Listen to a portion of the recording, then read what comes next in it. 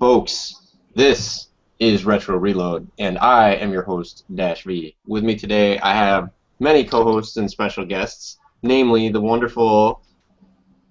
Pugmire. That is right. I'm Jeremy.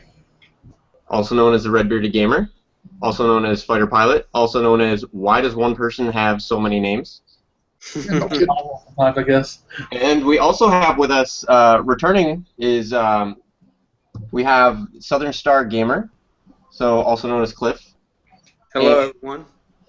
we have Lizzy the Hedgehog. Also, we'll be referring to her as Miss Hedgehog for the remainder of the program, or at least I will. So, welcome to our guests. Appreciate having you on. So, before we jump into the news, I do want to give Miss Hedgehog, since it's your first time on the show, I want to give you an opportunity to just kind of give a brief introduction about yourself, what kind of games you're into, and that sort of thing. Oh, okay. My name is Lizzy. I am a huge Sonic fan. As you can see, I'm a big Sonic fan. I would have never guessed. Yeah, Sonic's been with me since 1993. He means a lot to me. So I have a special connection with Sonic, and he's a very special part in my heart. That is great. And we'll get more into why that is the case a little bit later into the show. One of the things that we commonly do is we try to cover some news items, and boy, there have been some whoppers lately. Yeah. So which one do we want to tackle first? Well, the one start off with the chameleon, I guess. Yeah, let's jump into that. Oh, man. You would start with the chameleon. So look, I've read enough of this to know here's the short version, right? They went to the New York Toy Festival. Toy Fair. Toy Fair, yeah, with a prototype.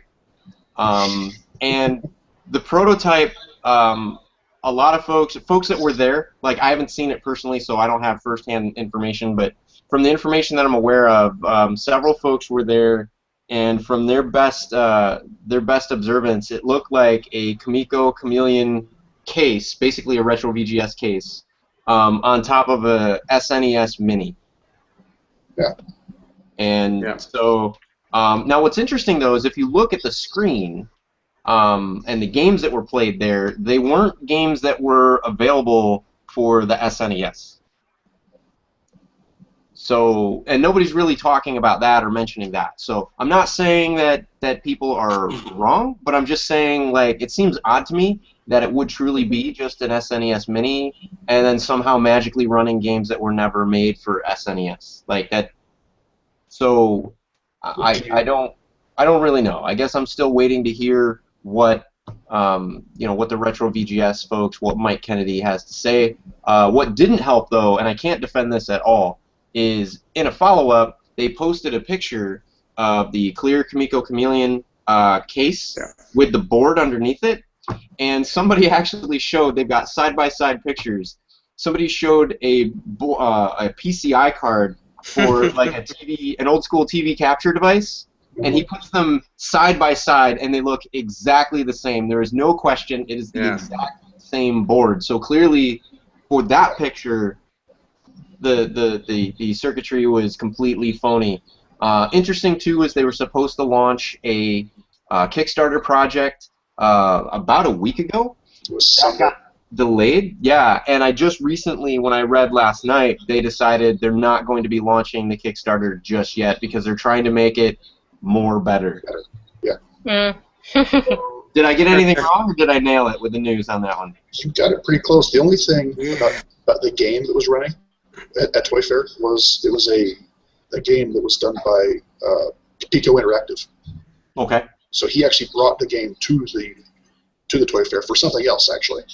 And it just happened to run on this console, which is kind of suspicious in a way, but... Yeah, I didn't hear that bit. That actually is suspicious. Yeah. So, I guess, before, I was willing to think that these were just a bunch of guys that were incredibly disorganized. Now I'm starting to, to fall more into the camp of, I just don't trust you guys. Until you ship an actual working product, you're not getting any of my money. Yeah. I think anybody that gives these guys the money at this point is asking to be ripped off. Yeah. And it sucks because I was a pretty big supporter of this in the very beginning, and it's very disheartening to kind of see the road that it's taken. So It is too, because Mike Kennedy, not for nothing, again to kind of go in like supporter mode.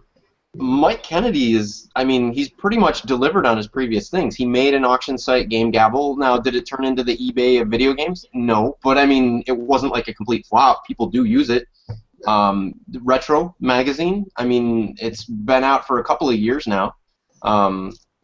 So, I mean, he's done legitimate stuff, is my point. And for me, I think this is more of a tragedy. Like, I don't know if Mike is just trusting the wrong people, or not providing enough oversight, or maybe at this point, like, the haters are just in such droves that, but I don't know how you defend a picture of something saying that it's like a prototype, and then somebody can clearly show, I mean, that's just downright deceitful. So Yeah. if they said, look, here's a proof of concept, right? Yeah. That'd be totally different. To me, there's nothing wrong. There's nothing wrong with them coming out. I mean, I think if it was right before the toy show and they didn't have, and it wasn't where they're at, I think the community would have been more forgiving if they would have just came out and said, look, guys, we're working on it. We run into some obstacles. We can't make this show, but, rest assured we're working on it.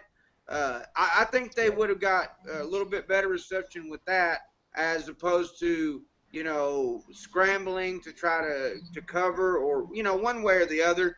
I mean, but like you say, all around it's, if it's not like you say, it's been them being deceitful. If it's not that, it's some pretty bad marketing from day one.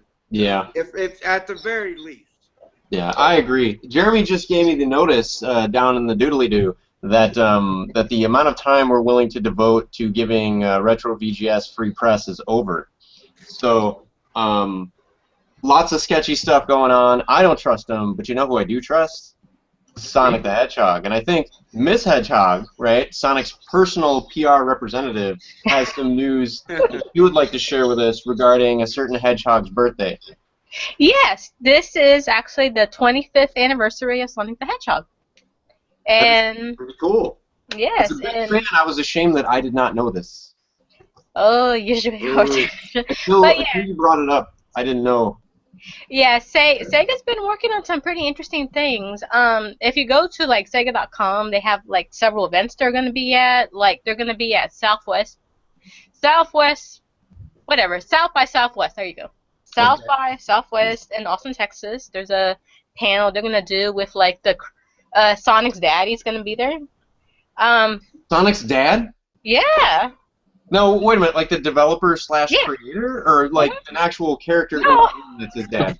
No, the actual creator's going to be there. Oh, okay. I was thinking like the Cranky Kong of Sonic or something. Oh no. Sonic's creator's gonna be there. The guy in charge of Sonic Team's gonna be there too. The voice of Sonic the Hedgehog currently, Roger's gonna be there. Mike, who's the voice of Eggman's gonna be there, and some other people are gonna be there at South by Southwest. And then I know there's another event coming for San Diego Comic-Con. I think maybe something at E3. And then there's like gaming developers conference, and there is other events they want to do throughout the year. I can't go to those major ones because like that's a lot of money.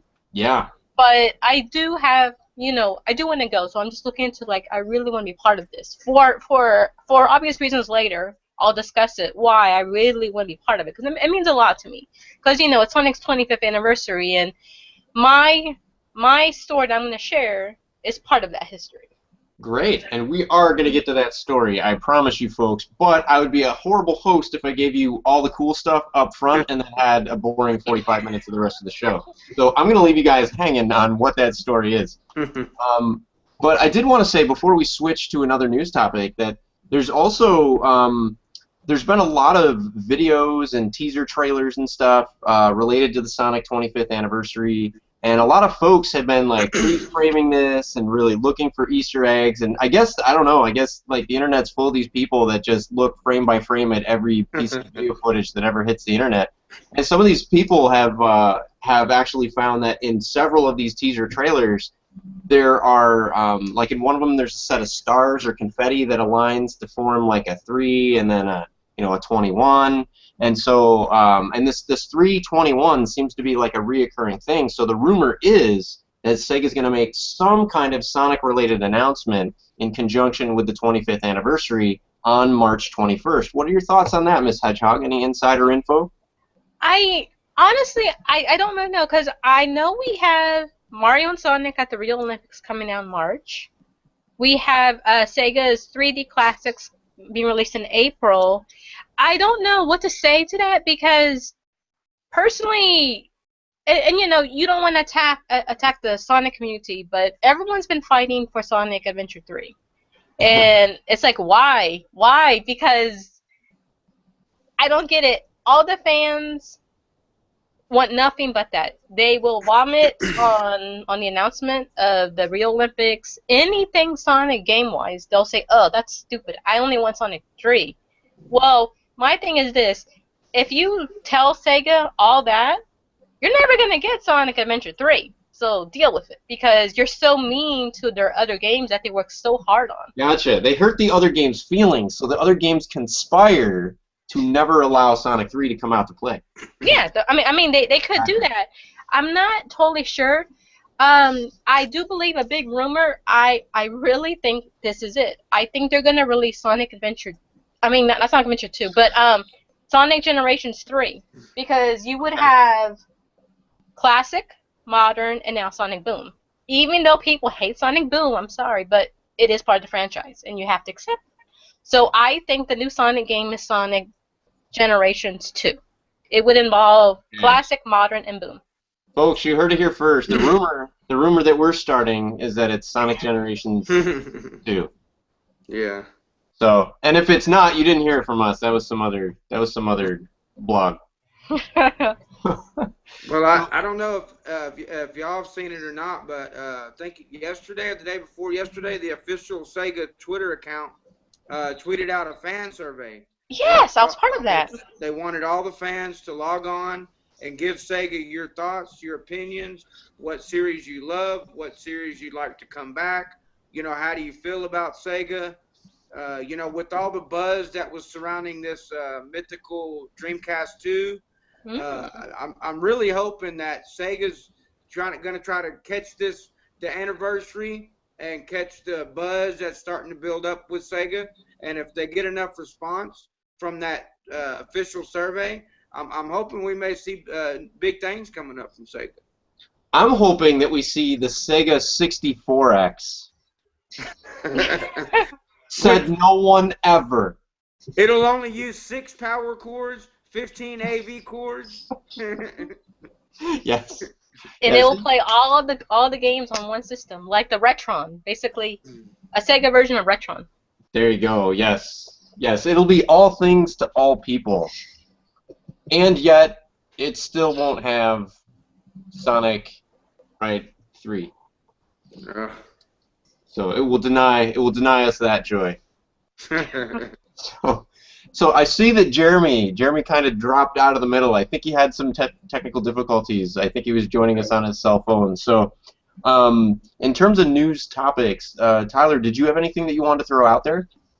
Yeah, there was one that I'm not really prepared for it, but I'll just wing it. There's a guy out there, and I don't remember who he is or what his name is, but he's released some things in the past, some rumors that end up being true. So he's got a pretty good track record of finding out information and releasing it. And he released some details about the upcoming Nintendo NX. Ooh. That sound pretty cool. I believe I've heard this guy. Does he spend most of the video talking about how the developer trusted him with one secret, so now the developer trusts him with many? I did not watch a video. I just saw. Okay. It was actually on VGCollect.com. Okay. Let me pull it up really quick here. But yeah, we're starting to get some concrete-ish rumors. But by concrete-ish, I mean like usually rumors are very speculative, and they're saying like it might have something like this or something like that. I mean, if we're talking about the same guy, like he's coming out with very specific stuff, going so far as to say, you know, Zelda is going to be a launch title on the platform. Now, whether or not it's the same Zelda that's going to be Zelda Wii U, or whether it's a different Zelda, still don't really know. But also hearing that it's going to be, people have gone back and forth on whether it's going to be in-home console first, or whether they're going to go with the mobile unit first. So, but he seemed to have some very specific thoughts about that, which direction they were going to go. Yeah, it seems like it's going to be very, very similar to the PS4 and Xbox One, which should make playing games a lot easier. Full haptic feedback for the controllers. Now help me out. What is full haptic feedback? Does haptic feedback mean that like it's a very happening experience? You're like, hey, you're like the Fonz, like you hit the jukebox and it turns on. By what does haptic mean? Educate me. So it has like motors in the controller, so sort of like a rumble pack or a rumble feature. Yeah. So if you run into a wall, it like vibrates and does things like that. But yeah, at least that's kind of what they're saying. So you heard it here first, folks. One of the first launch titles for the NX is going to involve you taking the controller and running into walls. Sweet. Yes, and you thought throwing the Wii remote at your television was exhilarating. Just wait until you're running face first into the walls of your home with this new controller. You're really gonna love it. I wonder how much of this, if it does turn out to be true. You know, we've seen this in the past where it was leaked. I wonder if this turns out to be legitimate. You think it could be a backdoor PR from Nintendo to kind of put some stuff out there, gauge the response from the community, or no? I mean, what do y'all guys think about that? I don't know. I mean, this guy's he has a pretty good track record so far, from what I'm reading, anyway. Well, you're talking about the source for the guy, right? Yeah. Do you think it actually could be Nintendo purposely starting to leak small details out? I don't know, and I mean, any other company, if it was Sega, I would say absolutely that's probably what's going on. Being that it's Nintendo, and Nintendo has a reputation for being very, very tight-lipped, there's two reasons why I think no. I think it's a well-intentioned developer who is being really, really kind of skirting, you know, disaster to reveal this information. The two reasons are, one, Nintendo's always been so super secretive. I mean, even to contact Nintendo before you can get a developer kit, if you're not already an existing developer, because I've gone through this before they will even send you or allow you to consider getting a dev kit, they want you to sign an NDA, and the NDA basically says that you know, you won't even like tell people that you got the form and all this other stuff. Like it's a very, very secretive process. It was so secretive, in fact, that the company I was working with at the time, as soon as we saw like, you know, what was going to be involved just to be able to get a form to fill out to try to apply to be a developer, we're like, forget about it. Basically, you can give them your entire idea, what you plan to do, and the NDA says Nintendo is free to do with that idea as they wish, for as long as they wish.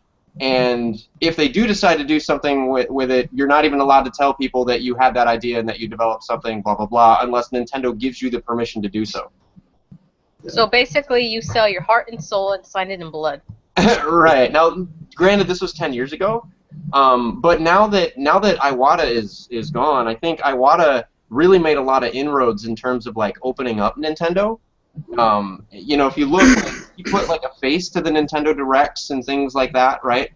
You know, and now that he's gone, and the person that's in place is more of a keep the books, right, and keep the lights on type of guy, which nothing wrong with that. I think Nintendo needs some of that right now. But I guess I just don't see them. I see them maybe struggling to be as open as they were starting to become with Iwata there at the helm. And I think that's probably what's motivating this insider at Nintendo. But I don't think it's sanctioned by Nintendo. I think if Nintendo knew who it was, they would probably shut them down. Well, this is supposedly the obviously one of the last projects that I want to work on. And so it seems to be very. I mean, I've heard from other websites that like he had a huge part in this, and everybody's sort of like everybody at Nintendo was sort of putting this like sort of like a memorial to him as like his last big thing. So I don't know. I mean, I don't think it's intentional either. Yeah. So, but we're just speculating here, folks. Yeah. We don't really know. And I'm not trying to discourage anybody that wants to apply to be a Nintendo developer. This was way before the concept of DLC really took off. Way before things like the eShop. I mean, you're talking like downloadable titles on the DS Lite. I mean, it's not really. It was a totally different market then. So I'm sure a lot of that has probably changed. But I just don't know that in terms of their relations with the press, Nintendo just doesn't.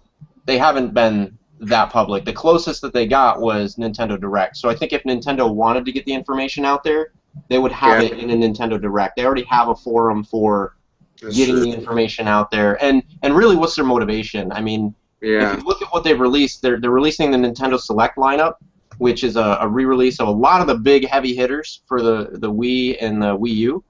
And right now, if they were to give too much information on this upcoming console, if they double down and say, hey, it's a replacement console for the Wii U, you could basically see Wii U stuff fall off even more of a cliff than it's already fell off of. If they say, no, it's a replacement handheld, you're going to see the trend of 3DS purchase decline just go even faster. So there's really no incentive for them to say anything until I'd say they're like months, just a handful of months away from launch. Yeah. My main thing will be this. Whatever this Nintendo X thing is, as long as it can play the Wii U and the Wii games, I'm okay. Because my biggest worry when the Wii U came out was that it was not going to be backwards compatible with Wii. Because a lot of the games that I like, besides Sonic, are on the Wii. Luckily, that wasn't an issue. So that's my main concern. They dropped GameCube, right? Huh? They dropped GameCube when they went from Wii to Wii U. Yeah, but like what I'm saying is that a lot of games on the Wii, at first I was told, oh, it's not backwards compatible. You can't play it on the Wii U. Right. But then I was told there is a virtual Wii with it, so you can. And that was my main concern because I know with the PlayStation, you can't do that with like their past games. It makes me mad because there's a lot of nice games, like a lot of the Sonic games that I've been collecting. I can't play them on my PS4 because it's like Sonic's no. Ultimate Genesis Collection. Not going to be enjoying it on PlayStation 4. No, but it'd be nice if honestly, I think it would have been nice if Nintendo figured something out with Sega and they got like Sonic CD and those other games on their Wii and Wii U. Well, on the Wii U because it's too late for the Wii, but on the Wii U, that would have been awesome. But they haven't done that yet. Yeah, it's interesting. I think we're at the point in the show now. So if we're good for news, does anybody else have a news topic, or are we good for news? Can I just leave my my real quick on the NX, ties it in with that, and I'll just leave this here. It's probably an unpopular opinion, and I don't mean this in any bad way, but I predict the NX will be Nintendo's last home console. End of story. Wow. I love Nintendo. And I don't mean it as in a slanderous way, but I see them making this console and exiting the market. And with the topic of playing Sega on a Nintendo console, it makes me feel dirty, like I'm cheating on an old girlfriend. I'm like, I'm petting my Model 1. I'm like, I'm sorry, baby. She means nothing to me. I just want to play the game. I'll leave it at that. I had a follow-up, but I'm... Yeah. Dude, you saw this battleship on that Sorry, one. there I kind of derailed you, though. No, that was beautiful. I appreciate how at first it was kind of like a low note, but then you got me laughing, tears coming out of my eyes. So I think I'm gonna actually take this moment though to segue because you mentioned Genesis, right? And for a lot of people, Sonic and Genesis are like the same thing. Sonic the Hedgehog, I played, a friend of mine had a Genesis. I didn't have a Genesis. And the two games that I'd really, had an opportunity to play myself on the Genesis was Streets of Rage and Sonic the Hedgehog. And one of the reasons I became a big fan of Streets of Rage was because I could actually play 2 players, so I didn't have to wait until my friend was bored or in trouble with his mom for not throwing the garbage to get a chance to play. We could play Streets of Rage together. But you know, just those few tastes of Sonic the Hedgehog that I got for years and years and years. Like I wanted to play it so bad, but we were a Nintendo household, an original Nintendo household. We didn't upgrade to Super Nintendo or any of the follow-up consoles. And so it wasn't until I was older, I graduated college, I moved out, I had my own job. Actually, even then, I still didn't, you know, I still hadn't really done it. It wasn't until I got married and my wife, her grandfather, I think I mentioned it before, when he passed, it was in there that the different family members could ask for one thing, you know, that they wanted. And my mother-in-law said, I want the Genesis collection. She was very, very wise. So she got it at the time for her children, right? My brother-in-law and my now wife.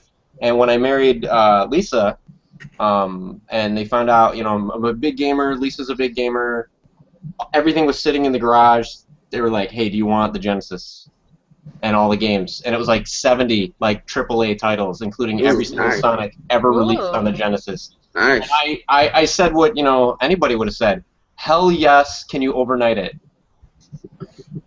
So she didn't overnight it, but she did send it. So the entire Genesis collection that we have, I'd say about 95% of the Genesis collection that we have is like family acquired. You know, like the rental store acquired it, and then it went to my mother-in-law, and then she gave it to us. So I have a personal attachment to it. The first thing I did was play the crap out of Sonic the Hedgehog 1. I got every Chaos Emerald. I you know, beat the game, all that stuff. I started playing the other games and everything. But you know, even that, and it was definitely worth it. It was definitely worth the wait, and it definitely holds up.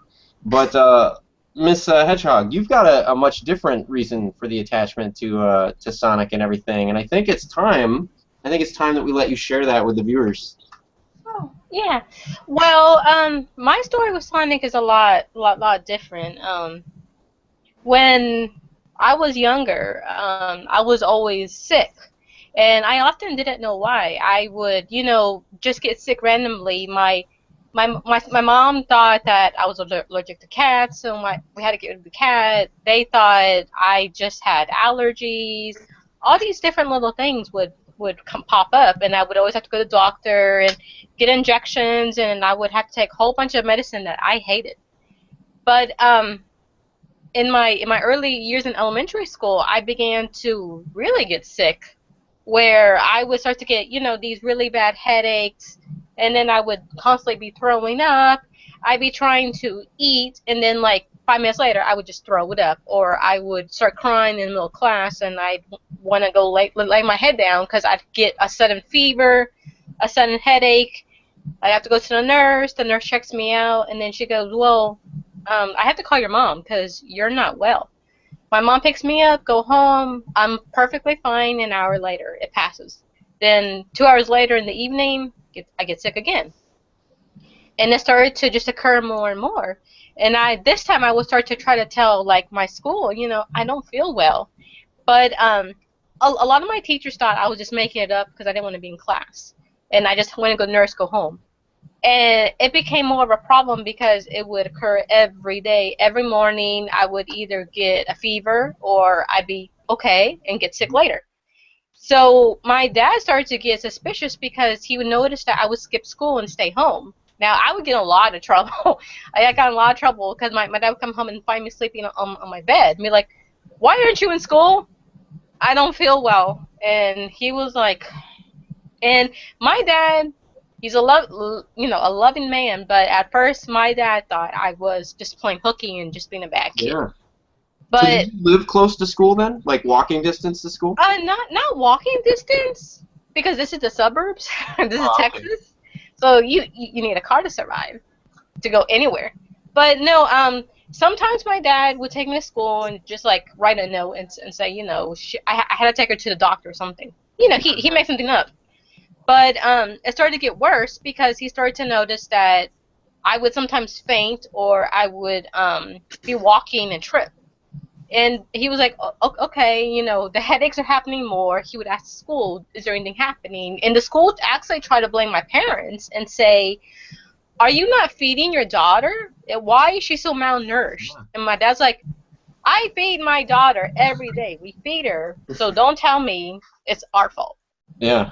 And eventually it started to get worse, and my mom was like, you know, there's something wrong, because if the school's not doing anything and the nurse says, oh, it's nothing, it's probably just you know, something else. He took me to my pediatrician. Pediatrician says your daughter has migraine headaches, so he prescribed, you know, headache medicine, and they did not help. Then my dad said, no, okay, let's find someone else. My dad finds another doctor, same thing. Then he's like, okay, that's two doctors. He finds another doctor, and the same thing is, oh, she just has migraine headaches. But then my dad was like, whoa, now she's getting worse because now she can't walk. Now she's tripping. She can't hear sometimes. How many doctors did you go through? I went through 3 doctors. Wow. 3 doctors that tell you the same thing. And I was only like 11 years old, so, you know, it's like everybody thought I was making it up, that I was crazy, that I was just like a troublemaker kid. Yeah, I was like, I mean, I wasn't. And my dad was like trying to find another doctor, and it was just, and you know, the symptoms were getting worse because by this point I couldn't go to school anymore, because I would go to school and I would, you know, collapse, and I would get sick. And I would get just really bad headaches. I would start crying. I'd want to lay my head down, and so I had to stay home. And so my dad was like, okay, I have to find a doctor. I have to find someone, because this time my mom would get off work and stay home with me too. And I couldn't walk. You know, I would crawl around the house, and I live in a 2-story house, so you can only imagine how frustrating that is, to have to be carried around the house or crawl. When did they find out what it was? Actually, a little later that year, when I was 11, I mean, not when I was 11, but when I was 10, you know, it was already, you know, the year's over, about to enter the new year, you know, it's already going to be January, February, and in February, my dad was like, okay, this is getting too much, because my daughter now has stiff necks, and my parents did everything. They went to, you know, the people who, like, read your palm. I mean, my parents... You get to a certain point and you're like, it's worth trying anything, right? Yeah, it's like, what else do we do? We've done everything. The doctors say this. You know, the palm readers were like, well, she must have something supernatural inside of her or something. My dad's like, okay, that's dumb. So my dad was like, okay, I have to carry my daughter. She can't keep food down. She has to lay her head down in her mother's lap. So my dad found this family doctor, and he was looking at me, and he was like, what's wrong with your daughter? Why are you carrying her? And my dad was like, I don't know. And the doctor was telling him, well, put her down. And I was like wobbling, you know, like when you're drunk, you're all like this, and you can't hold yourself up. And he did exactly what the police tell you. I want you to walk in a straight line and do this thing. I couldn't do any of that. I mean, my hands were so shaky, I couldn't put my hand on my nose. I couldn't walk. He would try to tell me, I want you to walk towards me. I couldn't do that. I would start crying and reaching out to grab something or grab my mom's hand, and the doctor was like, no, don't help her. And he did give me some minor tests, and then he let me sit down finally, and he told my parents, I don't know exactly what is wrong, but it has to be something internal, because your daughter has these really stiff necks, and she has all these symptoms that are something that we can't say what it is, because it could be anything. So he wrote a note, and he sent it to my parents to take me immediately to a hospital, and they put me in the MRI machine. And the doctors were so friendly and happy and so kind to me. And I was in there for like hours, and then when they finally took me out, it was like a complete change. It's like all the doctors' faces were like blank. Everyone looked like a ghost, and I was like, okay, there's something wrong. if you were all happy like before, and then poof, you're all like, sweetie, we need you to wait over here, and we need to talk to your parents. You know there's something wrong when they do that Yeah, to you. they're not doing that because it's good news. No. And they were gone for a little while, and I was just sitting there in the patient waiting room, and then all of a sudden, here comes the doctor. Here comes my parents in tears. So you know there's something wrong. And the doctor, he kneels down to me and tells me, look, sweetie, your parents want me to tell you, and I don't know how to tell you, but we found a brain tumor just above your brainstem, and it's about 2 weeks from spreading, which will kill you. And we don't know if we can do this surgery, but if we do, it's going to be your choice, because your parents said they want you to have that choice. And when you're 11 years old, you're like, what? Yeah, that's a pretty heavy heavy choice. But obviously you chose to have them do surgery, right? Yeah, because I was like, well, I was like, well, will I get better? And they were like, well, and the doctor was like, well, you see where your brain tumor is located? It's just above the brainstem, which is usually a place they do not operate, because if it's on your brainstem, they can't operate. It was just above it, so they were like, we don't know if we can operate because it's so close to your brainstem, and this controls all the functions of your body. Yeah. If we mess up, you can lose something or kill you. And then he told me, basically, I can have the surgery or die, not have the surgery and die later. They could try something else, but basically it would paralyze me and kill me later. So it was like, no matter what. Not really great options that they were laying out, right? No, because I mean, you're risking death basically. Because I mean, have the surgery and not have the surgery, you can die during surgery. They told me that too. So I was like, okay. So I was like, well, I'll take the chance, and they said okay. So they put me in an ambulance and they sent me to Texas Children's Hospital. Oh, they acted immediately. Oh yeah, yeah, because they said 2 weeks for it to spread. They had to act quickly. And then when they took me to Texas Children's, I had to spend almost a week getting so much tests done. I mean they draw blood, they put you in this position to scan you. They take this X-ray, they take this MRI, everything. And I was like, why so much? And they were like, well, we need to make sure that the tumor is just in that area. We want to make sure you don't have one somewhere else on your body. Make sure you don't have cancer someplace else. You know, basically they were checking everything. Yeah. Did they? How many? If you don't mind me asking, how many operations did you have? Was it the one, and you were? Yeah. Okay. How long did it take to recover from that? Like, what is the process of recovering from something like that? Well, after the surgery, you're basically stuck in the bed for a week. You know, they tie you down to the bed. You can't move your head because they cut the whole entire back of my head open. So that has to heal. Wow. And you're basically like useless because if you want to go to the bathroom, you have to do a bedpan. Oh, you know the sponge baths. You have to do all that because you're not strong enough. You're not able to do it by yourself. How long until you were able to get back to school? Well, that's the thing. About like almost like I would say about almost like 3 months later, they finally said I go back to school, and the school is the one that said you have to come back to school. You only got a few weeks of school left. You have to come back. My mom cried and cried and said, no, I don't want her to go back to school. She just had this surgery. She's still in recovery.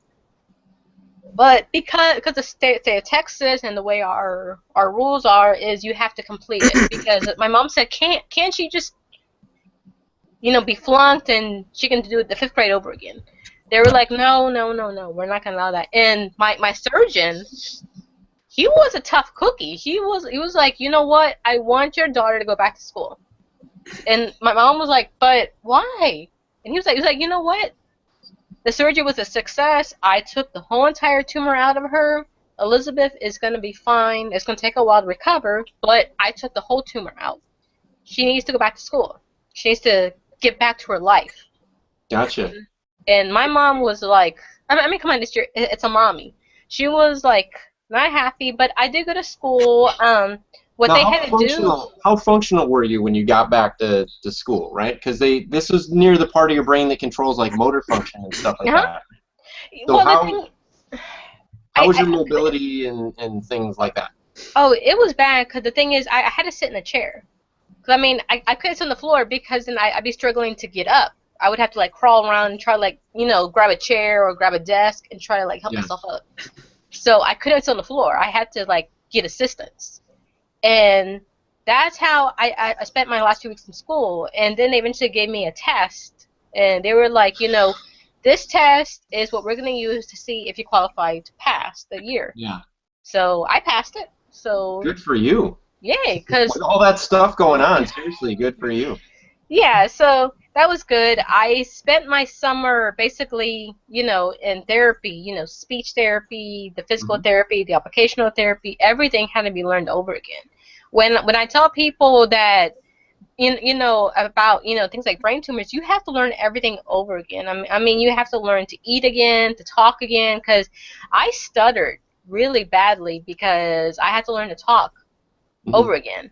I had to learn to use my hands to eat with. I used to be right-handed, now I became left-handed. I had to like walk, feed myself, wash myself. Everything you learn when you're a little baby. You gotta learn that all over again, and Now, that was the hardest. How did Sonic play into this? Because I know this is around also the same time that you encountered Genesis and Sonic, but Yeah. but for you it was a little more than just like, oh, here's a cool game system and a cool character, right? I mean, Yeah. Sonic, from what I understand, because I've read your bio and stuff before bringing you on the show, like, I mean, Sonic provided something for you that I think is kind of unique to you and your situation. You care to share that?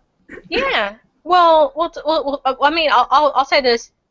I'm a big fan of Nintendo. I did have the NES, but when I was going through all that, I couldn't play my games at all. I just couldn't. When I started to go back to school again, this is junior high, I would get bullied a lot because I was, very chubby.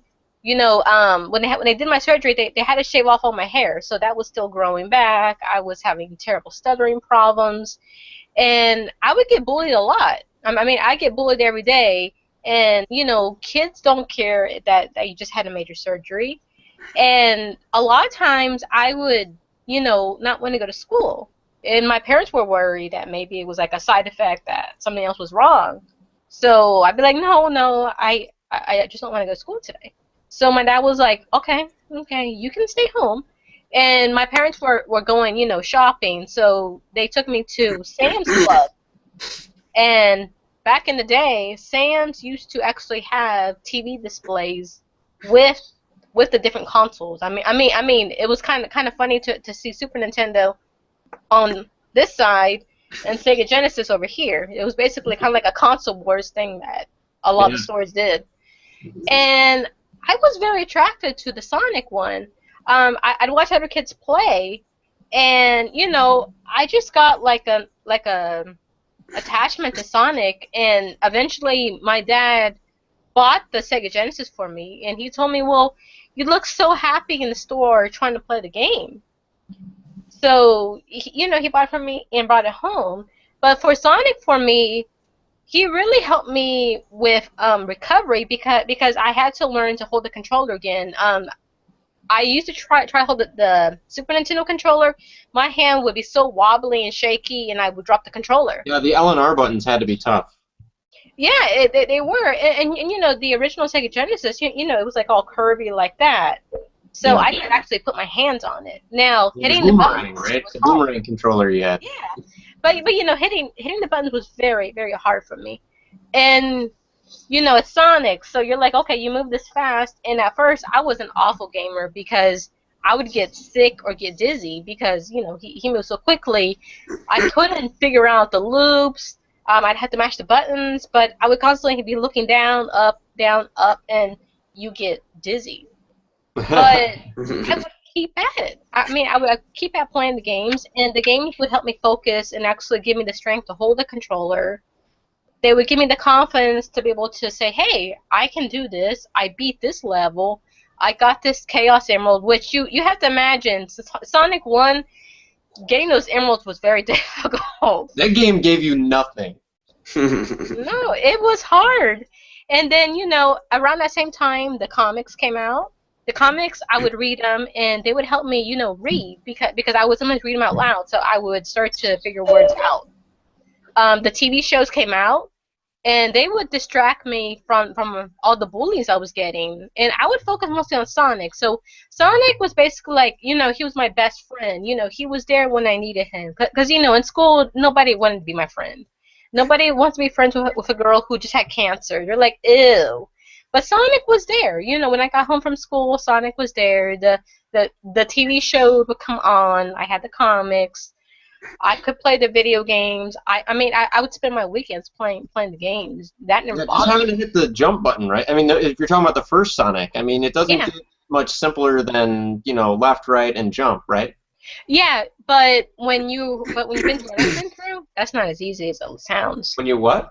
When you've been through what I've been through with Oh, with no, having to that's learn it what over I'm again. saying. That's what I'm saying. But if you compare that to like a Super Mario World or something where there's, 4 different buttons that you got to hit and all kinds of stuff and climbing vines and everything, I got to imagine that Sonic the Hedgehog was a lot easier than, say, a Mario game.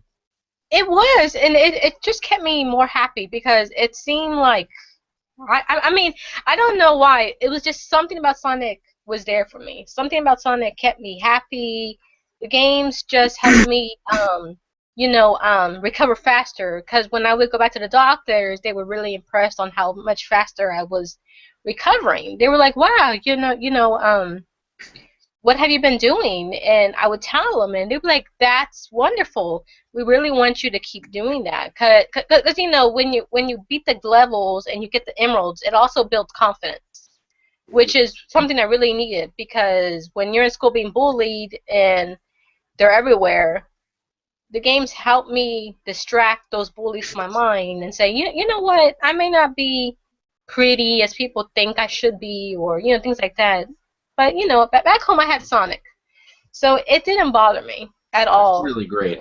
That's really great. Does anybody else? I've kind of, Humphrey Bogarted the with the questions and everything, but I want to see like Jeremy, Tyler, Cliff. Any of you have any questions or thoughts or comments? Yeah, I have one question real quick. Hmm? Well, 2 basically, but one of them is, now when you're going through that, tell me this. To this day, when you boot up that game and it says Sega, does that not, I mean, I don't know, but sometimes I'll reset the game just so I can hear it say it again. Yeah, I mean on my 3DS I even got that pretty looking thing because when you play a game, hold on, let's see,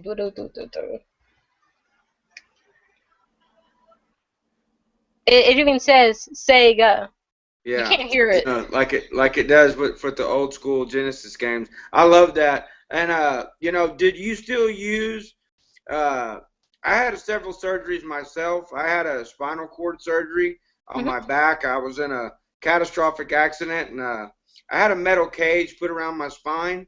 And I recently had a device implanted in my stomach to relieve pain. Do you still use? I mean,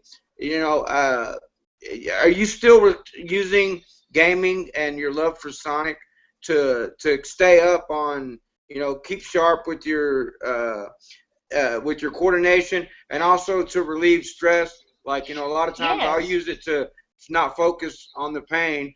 And I was just wondering, is that something that you still, to this day, that you still use your love for Sonic and Sega to keep you going forward? Yes, yes, especially lately, because I mean, I've had a lot of crazy stuff going on in my life lately. So having Sonic still there, being able to play the games, not just on my Wii U, I can play them on my 3DS, I can play them on my mobile phone. I keep Sonic there, and I like to like play the old school games, especially on the Retron 5. Play the Sonic games, because you want to sharpen your skills. Because Yeah. I want to eventually maybe be part of a charity stream and play the Sonic games. Cool, cool. So, if you don't mind me asking, how old were you? Sorry, how old are you now? I'm just trying to get a time reference uh, here.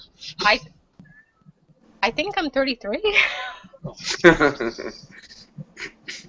You look Yeah, very I good was for in. 33. Thank Yes. you. Yeah. I would Well, not you have. I know, would not have guessed 33. I would have guessed No, me either. 20.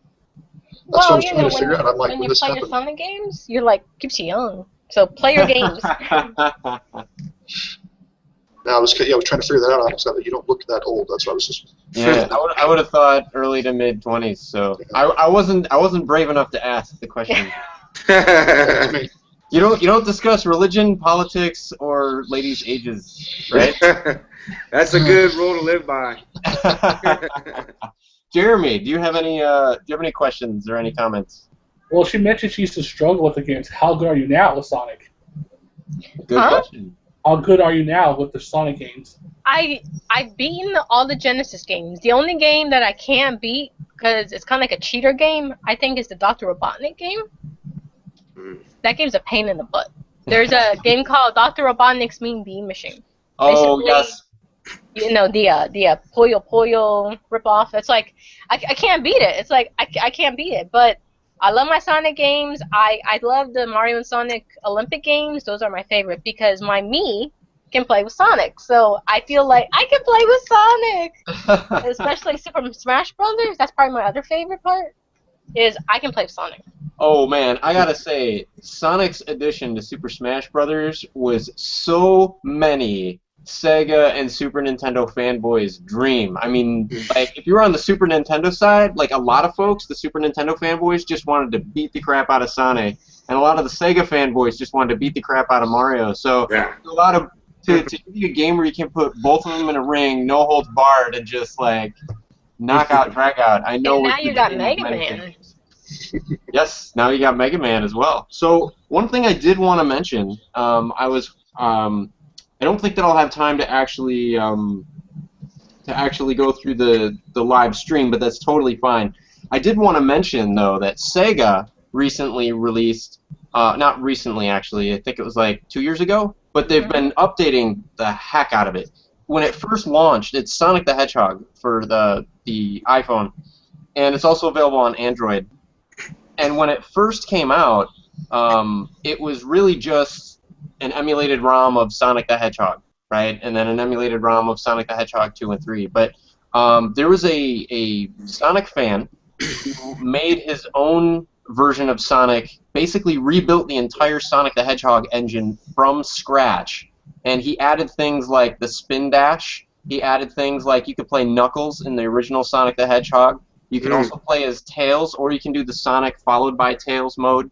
But it's like a souped-up version, so you can actually play Sonic the Hedgehog with true widescreen, not stretch, but an actual widescreen field of play.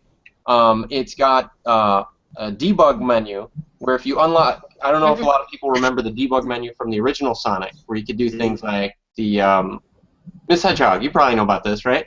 Yes. You could do the level select, you could do the sound select. If you do the sound select, if you play sounds in a certain order, it unlocks even more features in the debug menu. And on the mobile version, it even supports excellent gamepads like the NES 30. Ooh, that's cool. So yeah, you can Bluetooth pair your your NES 30 to your mobile phone, and it comes with a neat little stand that you can kind of rest it in, as you play. And I have to say, like, playing it with a gamepad, I'm not a fan of it with the touch controls, but playing it with a gamepad, I think this is actually better than the Genesis original. The graphics are smoother. The gameplay is dead on. Like, if you weren't seeing things that just weren't in the original game, you'd have no idea you weren't playing the original game. But they allow you to, like in the debug menu, they actually allow you to add power-ups like the flame shield and the bubble shield that didn't appear until later Sonic games. Yeah. Yeah, there's parts of the game that you could not get to, like, at all, that now you can get to with Knuckles. There's even special parts of certain existing stages that were made to be enhanced if you play through with Knuckles. So even if you played the crap out of the game, there's stuff in there that you've guaranteed to never have seen before. And then the other cool thing is, in the debug menu, somebody noticed that you can enable a 7th Chaos Emerald, which gives you a never-before-available special stage in original Sonic style. So, because personally I wasn't a fan of the running around on the sphere with the eggs and stuff. I Yeah. like more the being in the pinball machine type of thing with Sonic as the spinny ball. That was my favorite special stage. But So tell everybody to download that game and do exactly what you said, right? it is $3. If you like Sonic, right? Even if you don't love it, even if you just kind of like Sonic and you're looking for a way to kill some time, you cannot go wrong. And because people were mentioning it, I'll let us go on after I do. I know you guys want to hear this. You'll see me hear it. Here we go. Yeah. There Yeah, it is. man. I don't know if you can There hear it that. is. There's probably two. Oh no, I can. Did How you hear was it? the sound overall in the game, though?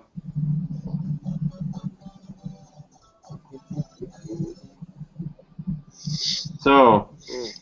I am definitely a huge fan of Sonic the Hedgehog. Miss Hedgehog, it is clear that you are also a big fan. We're just about at time, but I think we started about 5 minutes late. So if anybody has some show wrapping stuff that they wanna do, either shout outs or maybe a news topic that we skipped over, we can do one short topic and then wrap things up for the show. I'm good. Just thank you for coming on. What's everybody playing? Right now, I'm going to play Super Smash Bros. Oh, but Mega Man Legacy came out, so don't forget, people. Yeah, Megaman Legacy. Yeah. That was also another one. They rebuilt the game engine from scratch. They're using the assets from the original games, but they're actually the engine that's powering those assets now is totally new. So a lot of the glitches and bugs and stuff of the original, the slowdown of the originals has been totally cleaned up in this release. I played the PS4 version. I got it here, and I'm gonna tell you, there's slowdown in the PS4 version. I don't know about What? the. Yeah, I played Why?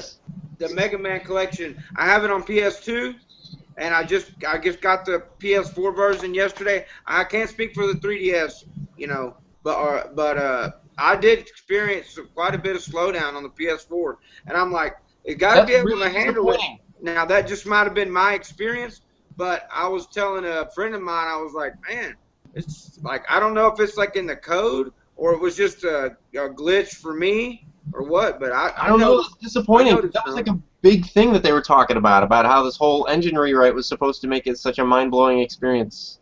But then again, look at Street Fighter.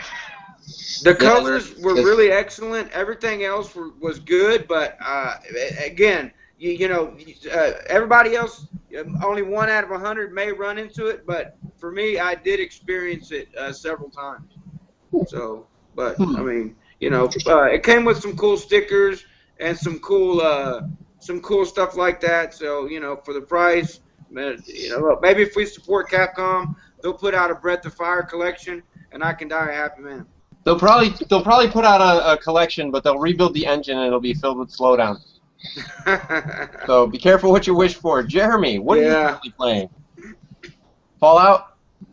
Honestly, nothing. I've been lazy lately about gaming. I was playing Mario Maker earlier, though. I was kind of hopeful you were going to say Duck Hunt because I noticed in the lower left-hand corner there of your setup, I see a Nintendo and a Zapper.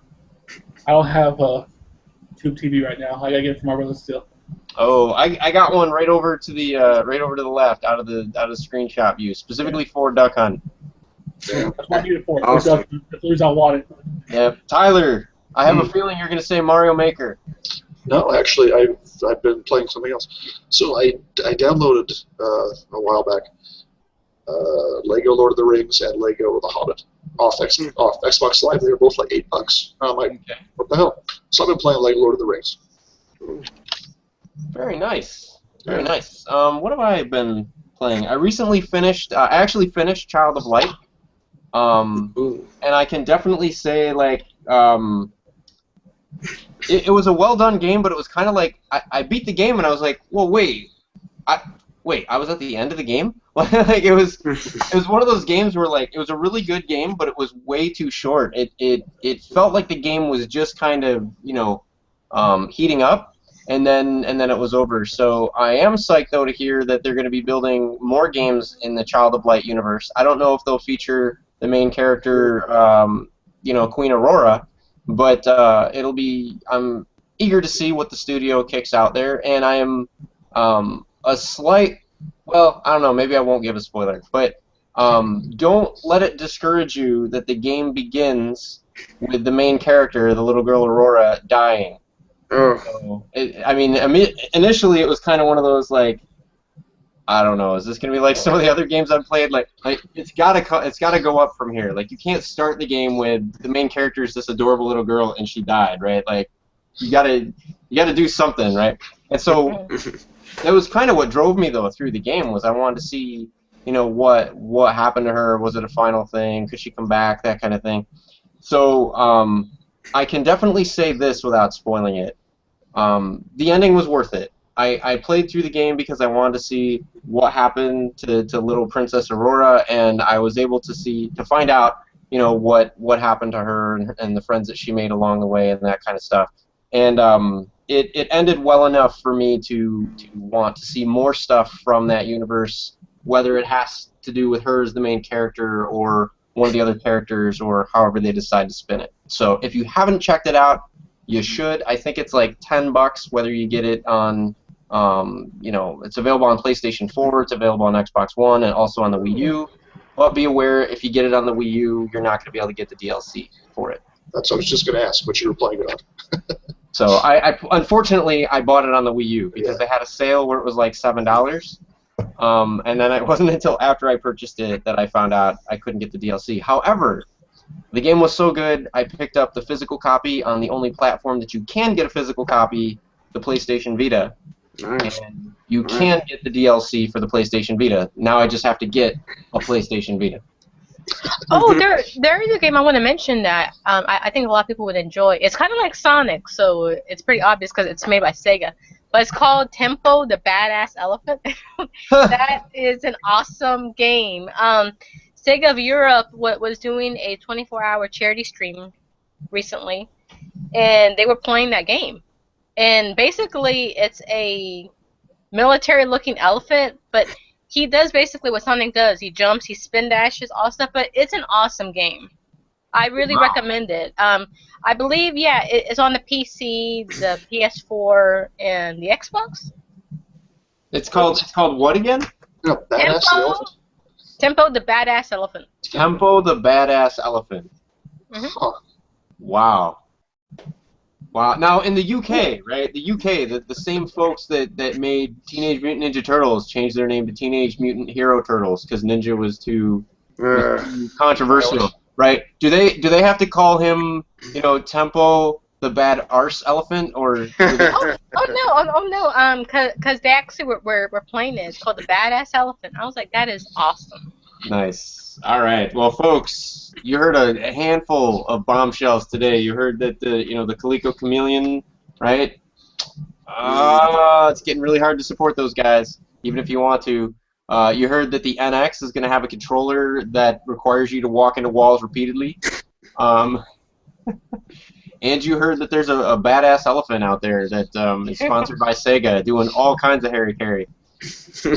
So do with that information as you will. I know for us, we're going to be back at you next Tuesday with another episode of Retro Reload. Until then, take care and have some fun with those games, whatever motivates you, and hopefully it helps you move through the things that you need to move through. So thanks to our guests, both Miss Hedgehog and Southern Star Gamer, for being on again. Appreciate having you on the show. You got an open invite. You're both welcome anytime.